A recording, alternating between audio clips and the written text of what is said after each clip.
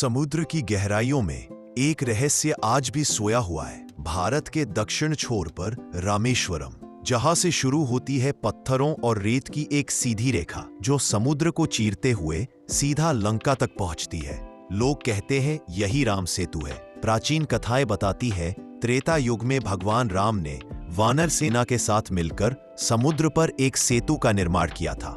नल और नील, दो अद्भुत शिल्पकार जो पत्थरों को जल पर तैरने की शक्ति देते थे, और फिर समुद्र शांत हो गया, सेना आगे बढ़ी और इतिहास लिख दिया गया। लेकिन दूसरी तरफ विज्ञान, नासा के उपग्रह जब हिंद महासागर के ऊपर घूमे तो समुद्र भी सतह के नीचे कई किलोमीटर लंबी सीधी संरचना दिखाई दी, जैसे किसी ने रूलर से एक लकीर खींच दी हो। तस्वीरें दुनिया भर में फैल गईं और सवाल उठ खड़ा हुआ, क्या यह सचमुच मानव निर्मित सेतु हो सकता है? वैज्ञानिक कहते हैं यह प्राकृतिक रूप से बनी लाइमस्टोन की रिज है, जिस पर समय के साथ रेत और मूंगे की परतें जमती गईं। लेकिन कुछ पुरातत्व विशेषज्ञ बोलते हैं यह पत्थर अलग अलग द्वीपों से लाए गए हैं और इनका सीधा अलाइनमेंट किसी प्राचीन इंजीनियरिंग जैसा है। तब सवाल और गहरा हो जाता है, क्या कथाएं सिर्फ कहानी है या किसी भुला दिए गए युग में ऐसा निर्माण सच में किया गया था?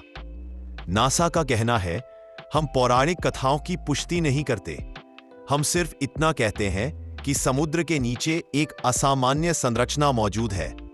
लेकिन भारत के लिए यह सिर्फ पत्थर और रेत नहीं है, यह श्रद्धा का सेतु है जिस पर पीढ़ियों की आस्था चलती आई है।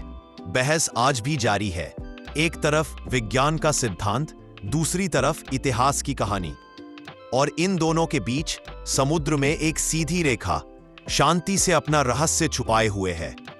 सवाल वही है, राम सेतु प्रकृति का चमत्कार या ईश्वर की अद्भुत इंजीनियरिंग? शायद इसका जवाब कभी पूरा नहीं मिलेगा, लेकिन कहानी हमेशा याद रहेगी, जहां विश्वास और विज्ञान एक ही समुद्र में मिल जाते हैं।